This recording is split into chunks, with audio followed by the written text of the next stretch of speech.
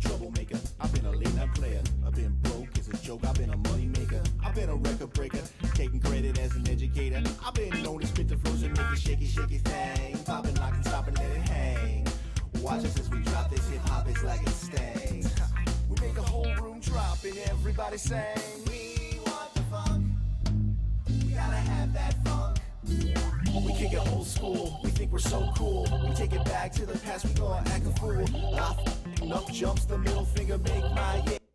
Hello, hello, hello, and welcome to Sports Buzz, a Fanatical View. I am your host, Scott D. Lewis, here live in studio, Comcast Cable, Channel 23, downtown Danbury, Connecticut, on this December 20th.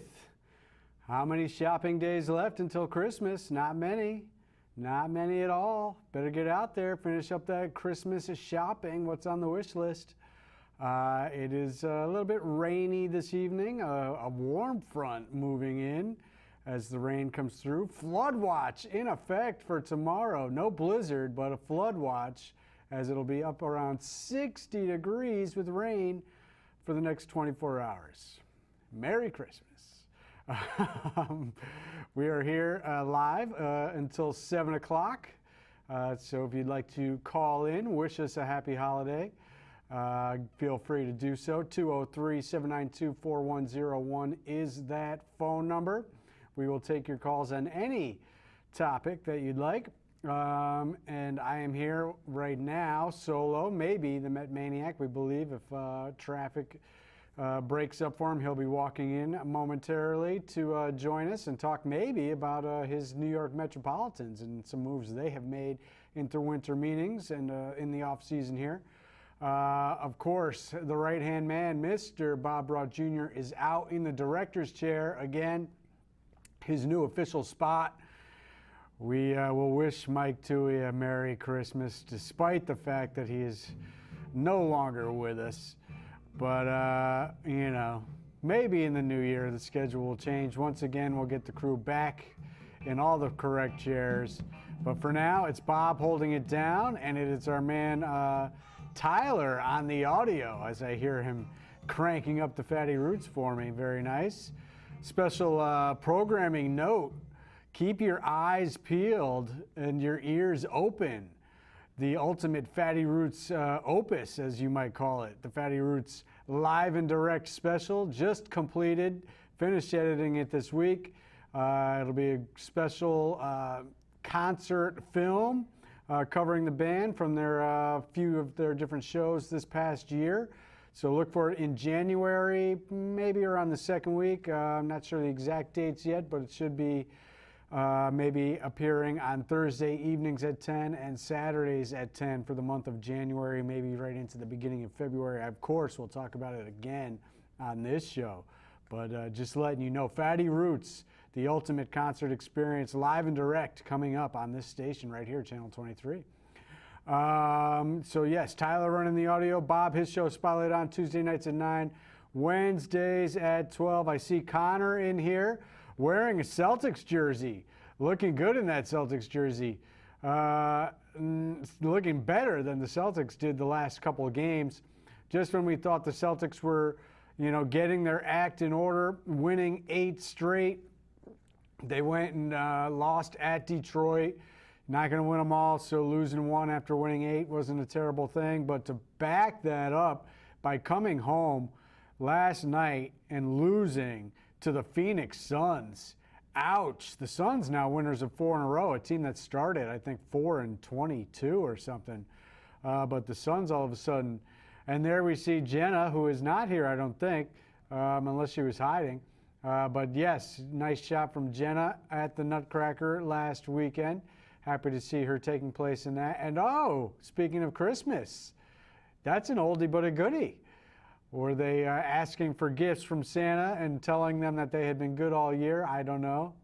Maybe they said they were. And there we see Bob receiving his certificate just recently at the holiday Christmas party with Dave and Candy, who run the show here. Bob, 10 years of service here at Comcast. So hats off to my right-hand man, Mr. Bob Brault, and Jenna at the Christmas party as well. All right, nice shots there, Bob. Good job. But yes, the Celtics after winning 8 in a row, lose 2 in a row now. Some front court injuries for the Celtics. They're 18-12, which isn't great, but it was better than the 10-10 they were. Hopefully they'll get their act together. Interesting thing, and here we see, this is who I should be talking about right now, but I'll stay with the Celtics. It's Bob's up on those pictures. Interesting thing, I've been pondering to myself, basically, wondering why have the Celtics had so many days off? It seems like they have not been playing that many games, and they haven't really been catching any rhythm to their play as well. And lo and behold, in the paper today, I see the Celtics are about to embark on a 36-day stretch where they will be playing a game every other day. So for this first 2 months, even longer of the season, they've had, kind of a light schedule where they've had 3-4 days off in a row at times, which is not a great way to get any mojo going, and it has showed. But I don't know if you really want to play every other day for 36 straight days. I think it could be good for them, but that's a lot of games coming up in the next 36 days. So we're going to find out a lot over the next month about this team as they go from 18-12 to who knows what. But back to the Nets, as Bob had those pictures up, I think we might be having problems with that Fatty Root CD again. I'm not too sure. We'll see. Only one knows out in the control room what is happening. But the Nets, winners of 7 straight now, including beating the Lakers the other night. And they did hold on for another victory last night against the Bulls, I believe. And so they run their record to 15-18, which has them really just a game and a half out of the 8th seed in the playoffs in the Eastern Conference. So how about that? The Nets are jamming, winning 7 in a row. And this was after they suffered that crucial injury to one of their key players earlier in the year. But, they got their act together. So they're competing right now. Young team and looking pretty good, especially in the recent weeks. And I know Bob will be happy to see that photo of Bron and the Lakers. It didn't take me long to find it. Bron pulling his classic move with the clear out. There it is. Looks like an offensive foul to me. Got away with it, as Bob says. And I don't know, this picture maybe not so much. Some of the other pictures, I think Bron looks a little heavy in yellow. I can't get used to him in that Laker Showtime gold there. It's not really a sight I like, with the white, with the legs and the purple arm and the whole bit. But of course, clearing out like always for the offensive foul. Got away with it, but did not get the win as Brooklyn beat them the other night. Knicks, however, losing 3 in a row. And the Knicks really should be losing. Why they were trying to win games a little while back, I don't know. But they are 9-24, not at the bottom of the list in the East yet. And they lost Tim Hardaway Jr. to an injury. So that wasn't good because he's actually a guy they were trying to move, get rid of that contract. But if he's hurt, he's going to be tough for them to move him. So we'll see what happens. The top 4 teams in the East, Raptors, Bucks, Sixers, and Pacers. And that's all we're going to do on the NBA tonight. We touched on the West last week, and we're not going to take too much time on it tonight. We got to get to football. NHL, though, first we'll do a little quick standings check there. Islanders remain ahead of the Rangers in that Metro at the 3rd spot, 38 points. The Capitals are the number 1 seed in the Metro right now with 43 points. Islanders 5-3-2 in their last 10. They have enjoyed some success as they've head back out to the island, playing some games at Nassau Coliseum again, which has been nice for their fans as well. And the Rangers 3-4-3 in their last 10. Mediocre, not playing exceptionally well. And they have fallen to 5th in the Metro, 4th in the wild card at 35 points. The Bruins would be ahead of all those teams in the Metro except for the Capitals if they played in that conference at 40 points. Instead, they're 4th in their division at with the 40 points, 5-5-0 in their last 10, so not great either. And they are the first wild card right now. So they are at least holding on to a playoff spot, trying to move into that top 3 in the Atlantic to get a better position in the playoffs. but they're in it, in the mix. It's tight. I think it's just going to be this way all season with all these teams. After the holiday break, we'll go up and down the standings a little bit more, dive a little deeper in to see who's doing what all the way up and down the NHL. So that's that. College basketball. UConn backs up that tough loss to Florida State with what they got to do, take care of business against Manhattan and Drexel. Manhattan was an ugly game, 61-46. Coach was not happy after this game. He said they managed to win, so that's the only thing he's happy about, but it was ugly. But they bounced back with a strong, especially offensive performance, 97-65 against Drexel. So that moves their record to 9-3. They have one more out-of-conference game this Saturday, 12:30 at Madison Square Garden against the defending champion Villanova, who are only 8-4 this year. So Nova struggling in the defense of their title right now. So I think UConn's got a chance to win this game Saturday, 12:30. Let's see, their other big games out of conference this year. They beat Syracuse at MSG in a tournament earlier in the year. They lost in the championship of that tournament to Iowa in a blowout. But these games against Arizona and Florida State, they competed. They were in these games. They were close down the stretch, losing them by single digits.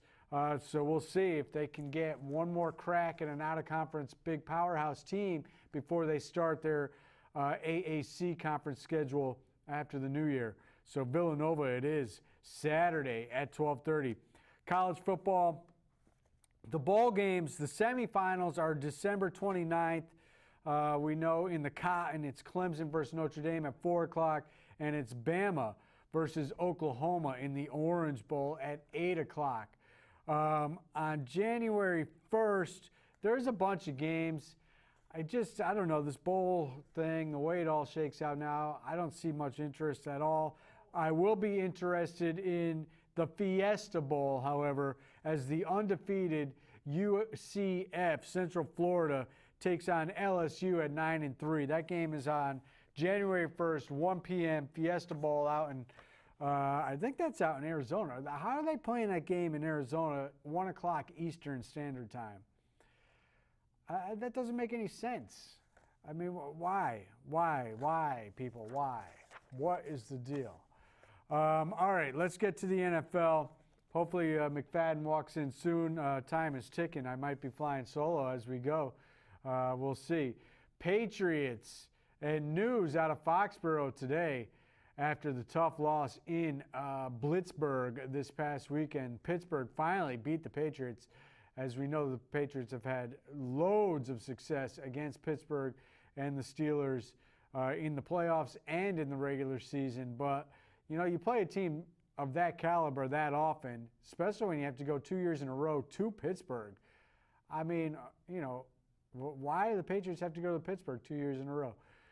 We went to the Super Bowl last year. They didn't. Why do we got to go back to Pittsburgh again this year?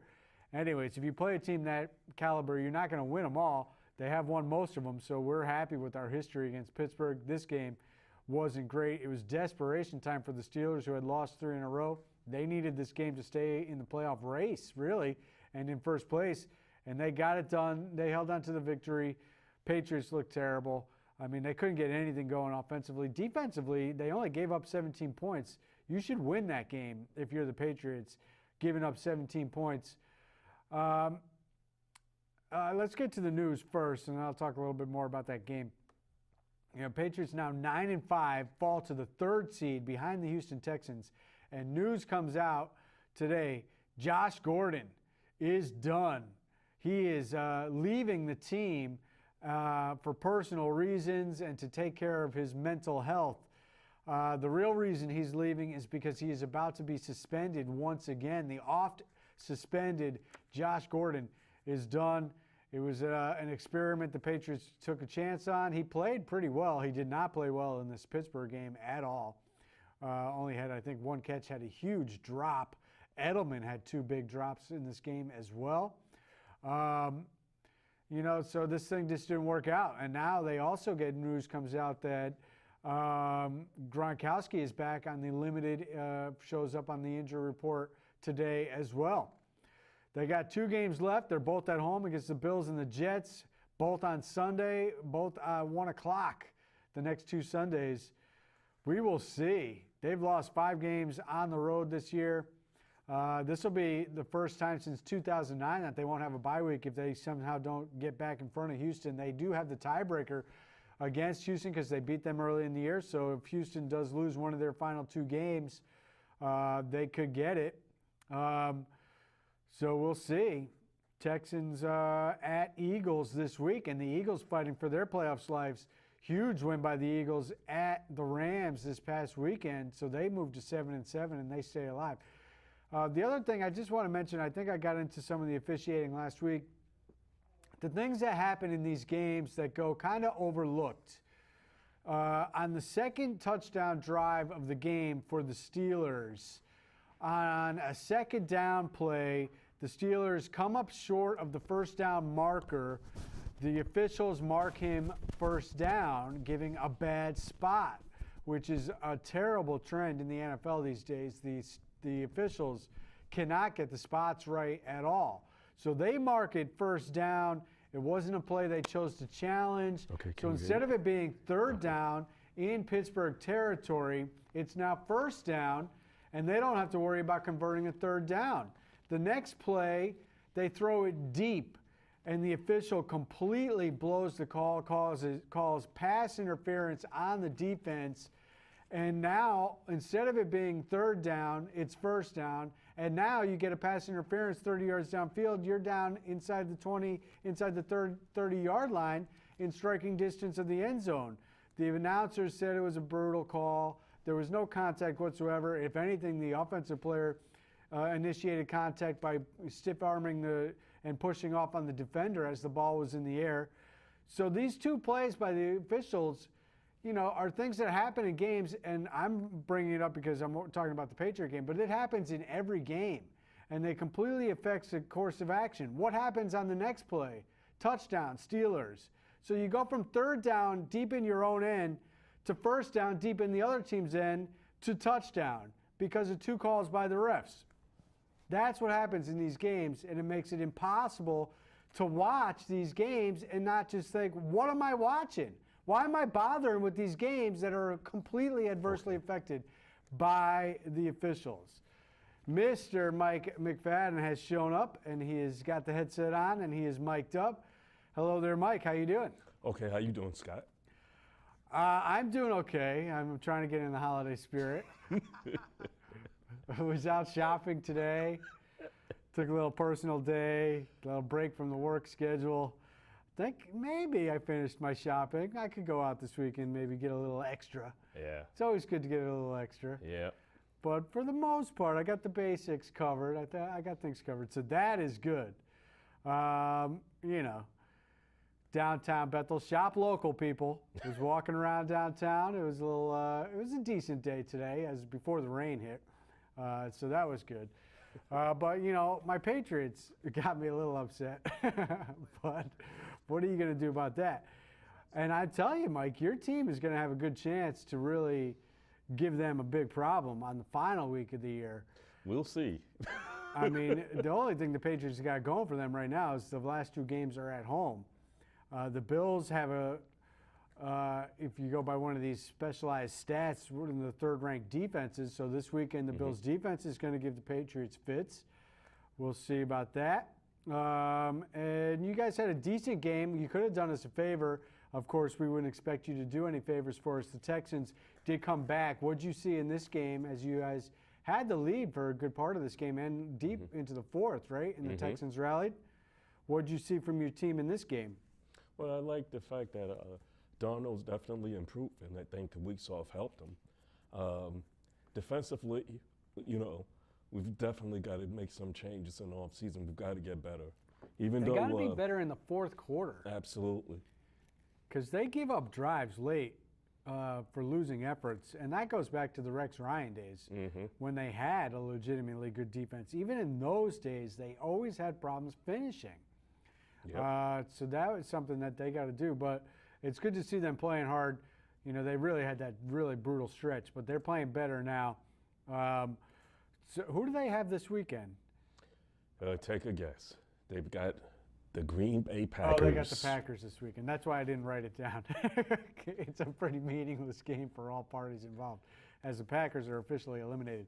But then it'll be a big game to close out the year up in Foxborough, and you guys would love nothing more to really screw the Patriots even more, even though the Patriots are screwing themselves. I don't know if the Patriots are going to get back to that 2 seed. I don't really think they deserve it. Texans have played better.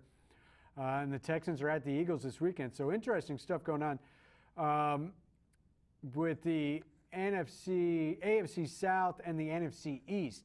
The Titans, are hosting the Redskins, who are 7-7, somehow still alive.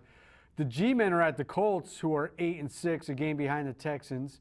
And the Texans are at the Eagles. So all three of those teams playing big games, and the Eagles and Redskins have a lot to play for. The Giants, what happened this past weekend? Unbelievable. Could you imagine being at a game like that with the rain coming down, cold, brutal conditions, and your team gets shut out? Die-hard fans were there. Oh, The my diehards were God. there. And Eli, can you imagine being Eli, playing how many years now, getting thrown around, beat up and down, knocked to the turf, left and right. Your offense can't do anything. And he's got to be thinking, why am I still doing this? You're right. What is he trying to prove? Right. I don't know. I got a bad feeling he's going to be in a Giants uniform next year, which would be crazy. Elsewhere around the NFL, because I want to get your information on your Mets. Chiefs, still the number 1 seed, holding on. They lost that game to the Chargers. Now they're tied record-wise at 11-3, but they have a tiebreaker against the Chargers, so the Chargers still remain at the number 5. I wish they were still in San Diego, because I'd like to sing the San Diego Superchargers song. But what do we sing now? The LA Superchargers? You got to change the lyrics. Okay. Home versus the Ravens, who are 8-6 and holding on to the number 6 seed in a tiebreaker situation. And Kansas City is at Seattle, who lost a game at San Francisco. So now that game becomes more meaningful to Seattle, who's the number 5 seed at 8-6. And that's a Sunday night game, another primetime affair for Kansas City. So Kansas City has a tough game. San Diego is home at least, but they have a tough game. All these games have implications for all teams involved. Steelers, the number 4 seed, 8-5-1 at the Saints, who are pretty locked into the number 1 seed, as they had a defensive battle against the Panthers, 12-9 victory there on Monday night. And that's a marquee game, 4:25 Sunday afternoon, a good one right there, as the Steelers still, even though they feel good about winning this game against the Patriots, they got to go and win another game at New Orleans, which I think they'll have a tough time doing. Rams, number 2 seed in the NFC, 11-3. And they are at the Cardinals. That should be a walkover for them. Bears are at the Niners. You would think an easy win for the Bears, who are the number 3 seed. Bears, if they win and the Rams stumble down the stretch in these last 2 weeks, Bears have the tiebreaker against the Rams. They could get to the 2 seed. Cowboys holding on, shut out in Indy. Did I call that last week? Yes, you did. I said they were home for 3 weeks in a row. Watch out for them going on the road. Guess where they are again this week? Back home. 4 out of 5 weeks the Cowboys get to play at home against the Bucks. So that isn't good for Eagles and Washington fans. Vikings holding on to the 6th seed, 7-6-1 at Lions.